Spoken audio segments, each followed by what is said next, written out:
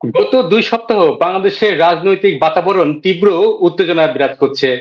বিদেশে গিয়ে বিবৃতি, পার্বত্য অঞ্চলের প্রতিবাদ, দলীয় নেতাদের হুমকি এবং সবকিছুর এই মূলে রয়েছে ভারত।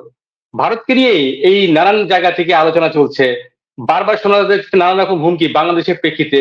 এইসব বিষয় নিয়ে কথা বলবো। এই প্রেক্ষিতে ভারতের প্রতিক্রিয়া কেমন হতে পারে সেই ধারণা নেওয়ার চেষ্টা করবো। আজ আমাদের সাথে ভারতের নয়াদিল্লি থেকে যুক্ত হয়েছেন সিনিয়র সাংবাদিক এবং প্রেস ক্লাব অফ ইন্ডিয়ার সভাপতি গৌতম লাহিড়ী। দাদা, আপনাকে নমস্কার জানাচ্ছি এবং পূজার শুভেচ্ছা জানাচ্ছি। শারদীয় দুর্গা পূজার শুভেচ্ছা জানিয়ে আজকের এই আলোচনা শুরু করতে দাদা, নিশ্চয়ই আপনি ভালো আছেন। মোটামুটি আছি, কিন্তু মানে মোটামুটি এই কারণেই বলছি কারণ গোটা বাংলাদেশ ভালো নেই, সেই কারণে আমি সম্পূর্ণ ভালো নেই। দাদা, ভারত বিষয়ে কয়েকটি ঘটনা ঘটেছে, নিশ্চয়ই আপনি তো নজর রাখেন। সেই বিষয়ে আপনার কাছে জানতে চাইবো, আপনি ব্যাখ্যা দিবেন।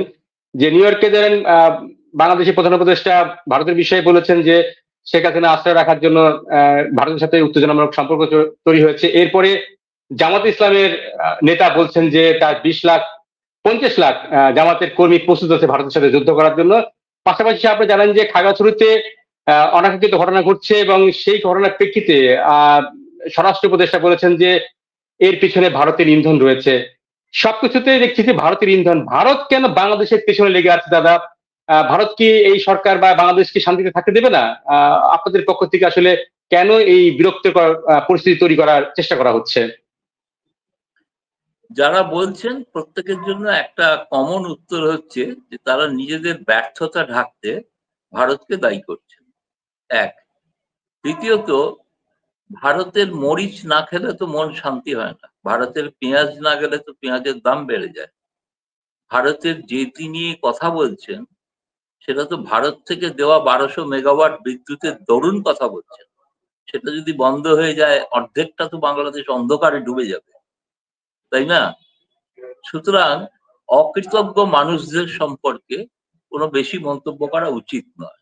কারণ এরা যারা আমাদের দেশের একজন মহান মনীষী বলেছিলেন, উনি কেন আপনার বিরুদ্ধে বলছেন? কারণ হচ্ছে বোধহয় আপনি তখন উনি উত্তর দিয়েছিলেন, ঈশ্বরচন্দ্র বিদ্যাসাগর উত্তর দিয়েছিলেন, বোধহয় আমি কোনো ওদের উপকার করেছি। এখন গোটা মানুষকে, কারণ যেভাবে দ্রব্যমূল্য বৃদ্ধি হচ্ছে, যেভাবে ইনফ্লেশন বেড়েছে, লোকের চাকরি চলে যাচ্ছে, ব্যবসা বন্ধ, ব্যবসায়ীরা হতাশগ্রস্ত, চাঁদাবাজি বেড়ে গেছে, এবং তার সঙ্গে তো আছে অত্যাচার, সাধারণ মানুষের ওপর অত্যাচার তো আছে।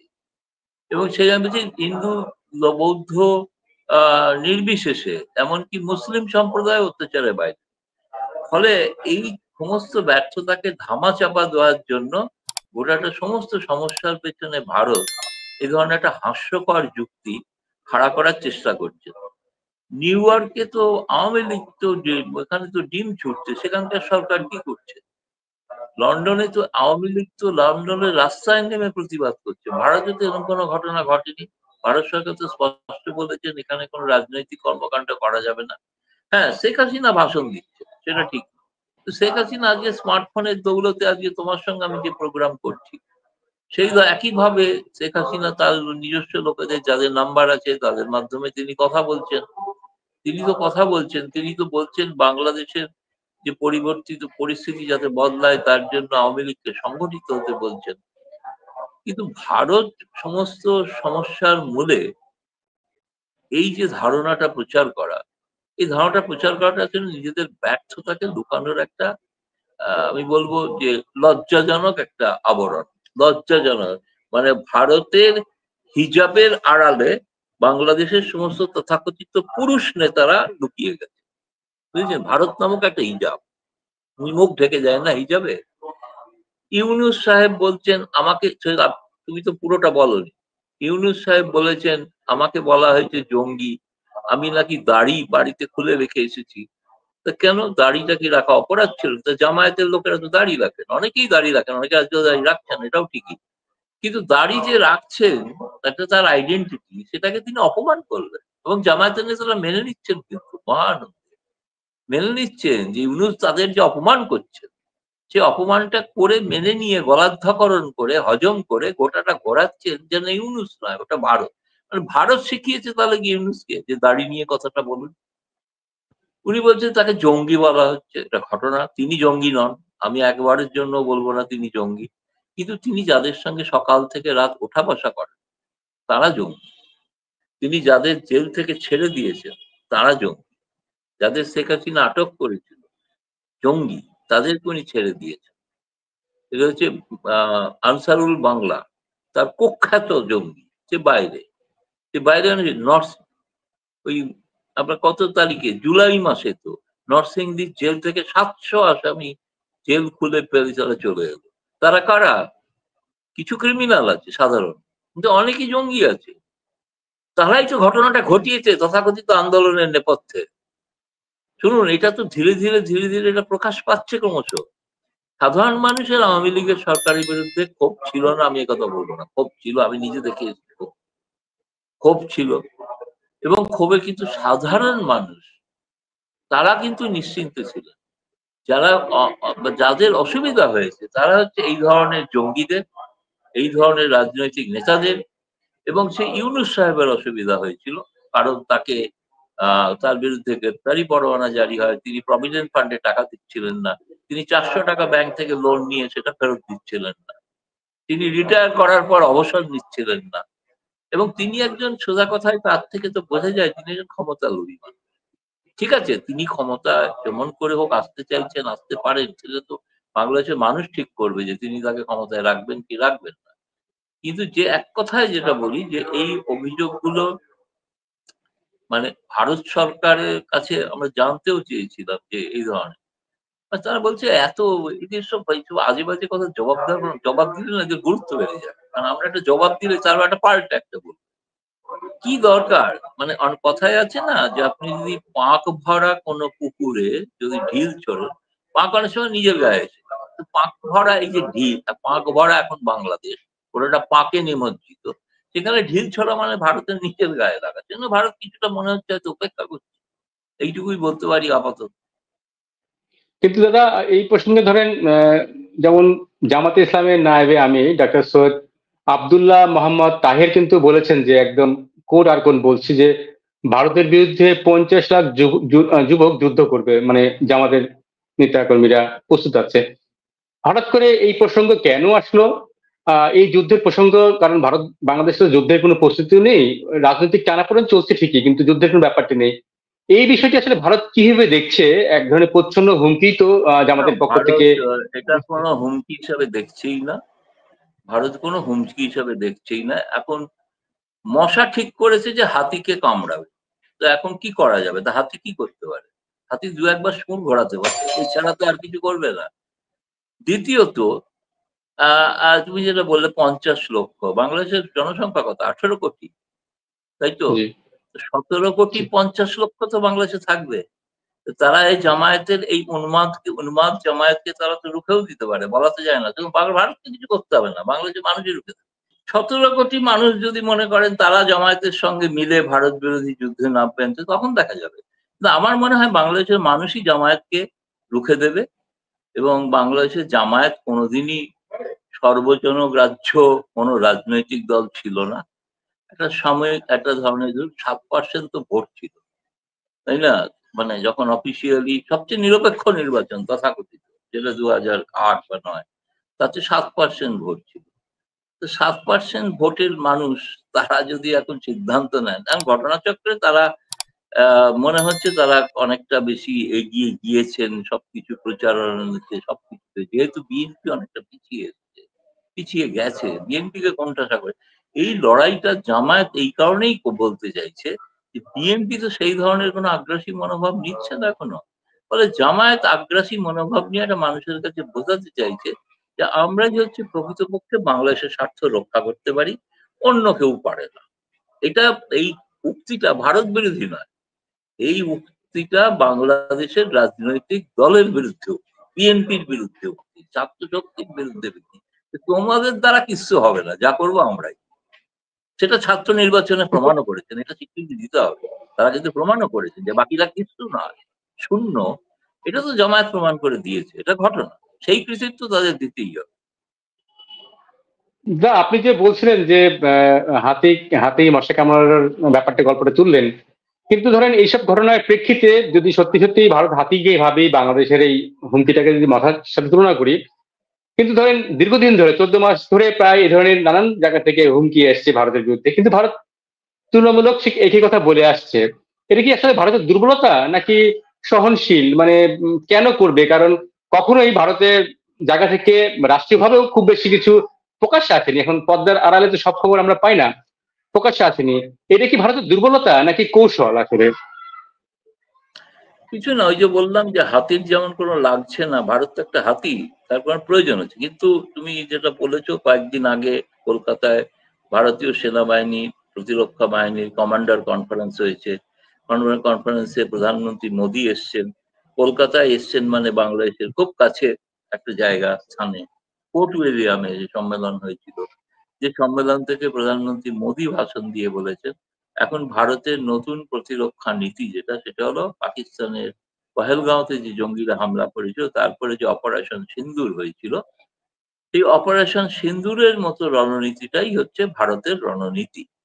এবং অর্থাৎ তার মানে হচ্ছে, যদি ভারত কোনোভাবে তার স্বার্থ লঙ্ঘিত হয়, ক্ষুণ্ণ হয়, তাহলে ভারত সেখানে কিন্তু এবার এরকম নয় যে সবটা কূটনৈতিক স্তর দিয়ে আলোচনা চালাবে, সামরিক ভাবেই তার জবাব দেবে। এক। দুই হচ্ছে, এই কমান্ডার কনফারেন্সের পরে প্রতিরক্ষা মন্ত্রী রাজনাথ সিং সেখানে অংশ নিলেন, তিনি সিদ্ধান্ত নিলেন, তার সিদ্ধান্তটা প্রকাশ্যে বেরিয়েছে গণমাধ্যমে, যে সমস্ত সীমান্ত জুড়ে সুদর্শন চক্র নামে একটি মিসাইল রাডার বসানো হচ্ছে, যেটি প্রতিহত কোনো জায়গা থেকে কোনো সেরকম সন্দেহজনক গতিবিধি, সন্দেহজনক ওই জামায়াত মার্কা তাদের যদি দেখা যায়, তাহলে সেই মিসাইল দিয়ে পাল্টা আঘাত। এখন সৌভাগ্যের বিষয়, পাকিস্তানে তো পরমাণু বিদ্যুৎ কেন্দ্র আছে, তাই না? বাংলাদেশে এখনো নেই পরমাণু বিদ্যুৎ। এবং সৌজন্য বাংলাদেশের তথাকথিত অ্যাক্টিভিস্ট, তাদের কারণে রূপপুর পারমাণবিক কেন্দ্র এখন তৈরি হতে পারেনি। ফলে ফলে বাংলাদেশে সেই নিউক্লিয়ার ওয়ার হওয়ার কোনো পসিবিলিটি আর নেই। সামরিক লড়াই হওয়ার সম্ভাবনা আছে, আশঙ্কা আছে। ফলে আমি আবারও বলছি, ভারত কোনো সার্বভৌম দেশের উপরে আঘাত করবে না, যদি না সেখানকার মানুষ চান ৭১-এর মতো যে আপনারা আসুন। অথবা অথবা ভারতের উপর কোনো আক্রমণ হয়, যেরকম পহেলগাঁওতে ঘটেছিল, মায়ানমার থেকে ঘটার আশঙ্কা ছিল, সেখানে ভারত সামরিক অভিযান চালিয়েছে এবং সেগুলোকে নিশ্চিহ্ন করে দিয়েছে। সেগুলো তো তোমরা সকলেই জানো। এবং সেই নিয়ে তো তারপরে একটা সময় পর্যায়ে সেটা নিয়ে বিতর্ক আছে, যুদ্ধবিরতি হয়েছে, যুদ্ধবিরতি কেন হলো সেটা পরের কথা। কিন্তু যুদ্ধবিরতি হয়েছে নিয়ে ভারত তার টার্গেট যেটা ছিল, সেই টার্গেটটাকে ধ্বংস করতে পেরেছে। এখানেও তাই হতে দাদা পারে, আপনি যদি প্রসঙ্গে তারা কোনো দুঃসাহসিক অ্যাডভেঞ্চার করেন, তাহলে তেমনই তাদের পরিণতি। খুব বেশি তো দূর নয়, ভারত বা পাকিস্তান তো তবুও অনেকটা দূরে। কিন্তু পাকিস্তান যদিও পশ্চিম পাঞ্জাব থেকে অনেকটা কাছাকাছি, কিন্তু বাকি তো ভারতের অঞ্চল থেকে অনেক দূরে না। কিন্তু বাংলাদেশ তো সে অর্থে খুবই নিকটবর্তী। বা ৫টা প্রদেশ আছে, যে ৫টা প্রদেশে এই সীমান্তবর্তী এলাকায় সীমান্তরক্ষী বাহিনী যেমন আছে, তেমনি সেখানে যেমন অতি উচ্চ শিক্ষিত ইন্ডো টিবেটিয়ান ফোর্স আছে, এবং একই সঙ্গে সেনাবাহিনীর অনেক ছাউনিও আছে। ফলে এগুলো গৌহাটিতে আছে, আপনারা জানেন, কলকাতার তো ফোর্ট উইলিয়াম জানেন, পানাগড় জানেন আছে, বা উত্তরবঙ্গে যেটা আছে, যেটা হচ্ছে যেখানে খুব বায়ুসেনার ঘাঁটি বলা হয় আর কি, যেটা একসময় ৭১-এর যুদ্ধে কাজ দিয়েছিল আর কি, দার্জিলিং এর কাছে। এই মুহূর্তে নামটা এসেও আমার মুখে আসে, বাগডোগরা। বাগডোগরা সেখানে আছে। এই সবগুলো জায়গায় তো একদম অত্যন্ত নিকটবর্তী না বাংলাদেশের। ফলে আমার মনে হয় না সেই কারণে ভারত এগুলো নিয়ে কোনো প্রকাশ্যে কোনো মন্তব্য করছে। তাতে মনে হতে পারে যে বাহ, ভারত তো বেশ দুর্বল, ভয় পেয়ে গিয়েছে, সুতরাং আমরা যা খুশি তাই করতে পারি, যা খুশি তাই করে দেখুক, তাই কিন্তু ধ্বংস করে দেওয়া, এ বিষয়ে কোনো সন্দেহ নেই। কিন্তু আপনি যে বাংলাদেশের ধ্বংস বা বাংলাদেশের ক্ষেত্রে যে যারা ভারতের বিরুদ্ধে মানে যদি কোন রকম ব্যবস্থা নেয় সেক্ষেত্রে ধ্বংসের কথা বলছেন, এবং ভারতের আত্মবিশ্বাস অনেক বেশি, সেটা আপনার বক্তব্য উঠে আসছে। কিন্তু ধরেন এমনও তো কথা শোনা যায় যে পথের সম্মুখেও পা কাটে, তো সেক্ষেত্রে তো তেমন মুখোমুখি হতে হবে না ভারত থেকে অন্তত। মুখোমুখি হওয়ার কিছু নেই, মুখোমুখি হওয়ার তো কিছু নেই। শুনুন, আমি আগেও বলেছি, আবারও বলছি, আমি সমস্ত বিদ্যুৎ সরবরাহ বন্ধ করে দিলাম, সমস্ত নৌপথে যে যোগাযোগ আছে সব বন্ধ করে দিলাম, তাই না? বাংলাদেশ তো আসলে উত্তর পূর্বাঞ্চল নয়, আসলে বাংলাদেশই একটা ল্যান্ডলকড দেশ। তিন দিকে ভারত যদি সিদ্ধান্ত নেয় যে আকাশপথ বন্ধ করে দিল, বেরোবেন কোথা দিয়ে? ওখানে যদি থাকতে হবে, ওখান থেকে বেরোতে পারবেন না। লুকিয়ে চুরিয়ে আওয়ামী লীগের নেতারা যেভাবে পালিয়েছে সেইভাবে আসতে হবে, তাছাড়া তো নর্মালি আসতে পারবেন না ভাই। আমি যদি আকাশপথ বন্ধ করে দেওয়ার তো আপনি সেই ধরনের যদি কোনো সিদ্ধান্ত নেন, যে বাংলাদেশ সিদ্ধান্ত নেয় যে জামায়াত যারা বলছে 50 লক্ষ তারা নাকি সেনা ইত্যাদি, আমরা তার পরের দিনই আকাশ সীমা বন্ধ করে দেব।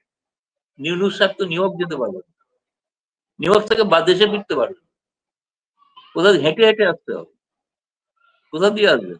অথবা সমুদ্র পথে এলেও আসছে, যদি সমুদ্র পথে বন্ধ করে দিই তাহলে যাবেন কোথা দিয়ে? তো বাংলাদেশ যে একটা ল্যান্ডলক রাষ্ট্র, এটা ইউনূস সাহেবের বোঝা উচিত। তিনি আসলে বয়স হয়ে গেছে তো 84, এত পড়াশোনা করেছেন, বোধহয় বেশি পড়াশোনা করায় একটু বোধ বুদ্ধি কমে গিয়েছে। কিন্তু তার তো বোঝা উচিত যে তার নিজের রাষ্ট্রটা, যেখানে তিনি অবৈধভাবে রাজত্ব চালাচ্ছেন, মানে অবৈধ এই অর্থে বলছি যেহেতু কোনো নির্বাচিত নয়, সেইখানে তিনি অন্যদের তিনি লাগাতার বলে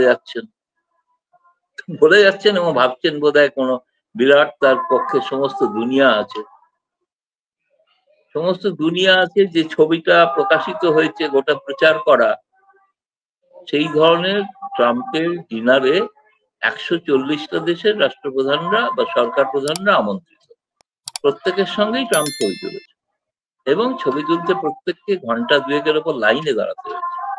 সেই লাইনে দাঁড়ানোর পর তারা মঞ্চে উঠে ছবি তোলার সুযোগ পেয়েছে এবং ট্রাম্প কিন্তু সেই ধরনের একটা উদারতা দেখিয়েছেন। তিনি কাউকে যারা গিয়েছেন ওখানে তাদের কাউকে নারাজ করেন, ফলে সেটার দ্বারা তো কোনো দ্বিপাক্ষিক বৈঠক হয়নি ট্রাম্পের সঙ্গে তো কোনো বৈঠক হয়নি।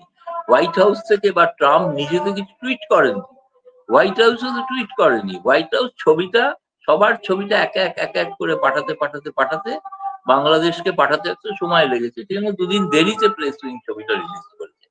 প্রেস উইং নিজে কেন ছবি তুলতে পারলো না, এটা বলুন তো প্রশ্নটা। কেন তুলতে পারেনি? কারণ প্রেস উইং এর লোককে অ্যালাউ করা হয়নি, তাদের নির্ভর করতে হয়েছে হোয়াইট হাউসের ফটোগ্রাফার। সুতরাং এই বাবের ঘরে চুরি জোর করে নিজের মাহাত্ম্য প্রচার করা বললেই গোটা বাংলাদেশের সবাইকে নয়, কিছু অংশের মানুষকে বোকা বানানো যাচ্ছে, কিন্তু সবাই অত বোকা নয়। কারণ বাংলাদেশের মানুষ অনেক শিক্ষিত মানুষ, তারা পড়াশোনা করেছেন, তাদের আন্তর্জাতিক সম্পর্ক সম্পর্কে বোধ বুদ্ধি আছে, তারা জানেন অতীতে বহু রাষ্ট্রপ্রধান সরকার প্রধান এখানে গেছেন এবং সেখানে গিয়ে তারা ছবি তুলেছেন, কখনো হেসে কথা বলেছেন, ছবি তোমরা দেখতেই পেয়েছো এরকম। এবারে ট্রাম্প হয়তো মঞ্চে উঠে, অনেক সময় হয় না এক একটা বিয়ে বাড়িতে যে পাত্রপাত্রীকে সম্বর্ধনা জানানোর জন্য অনেকে লাইন দিয়ে দাঁড়িয়ে থাকেন, এই রাষ্ট্রপ্রধানদের সব লাইন দিয়ে দাঁড়িয়ে থাকতে হচ্ছে, ইউনেস্কো লাইন দিয়ে দাঁড়িয়ে থাকতে, বিনা বেলাইনে ক্রস করে গেছেন কিনা এটাও চলছে, এটা জানি না। এটা অন্য কোনো রাষ্ট্রের কোনো কূটনীতির কাছ থেকে শুনলে আমি বলতে পারি। আপনি পুজোর মধ্যে ব্যস্ততার মধ্যে আমাদের সময় দিয়েছেন, আপনি ছোট্ট করে একটি শেষ প্রশ্ন জানতে চাইবো দাদা, যে বাংলাদেশের সেনাপ্রধান এবং ভারতের সেনাপ্রধানের কথা হয়েছে এমন শোনা যাচ্ছে, তাদের মধ্যে আসলে কথা হয়েছে কিনা এবং সে কথা হলে কি ধরনের কথা হয়েছে তার কোনো ধারণা পেয়েছেন কিনা, যদি ছোট করে একটু বলেন তাহলে আজকে আপনি এই প্রশ্নের উত্তর নিয়ে আমরা শেষ করবো। আমার ধারণা দুদেশের সেনাপ্রধানের মধ্যে কথা হয়েই থাকে, এরকম নয় যে সবটা গণমাধ্যম জানতে পারে।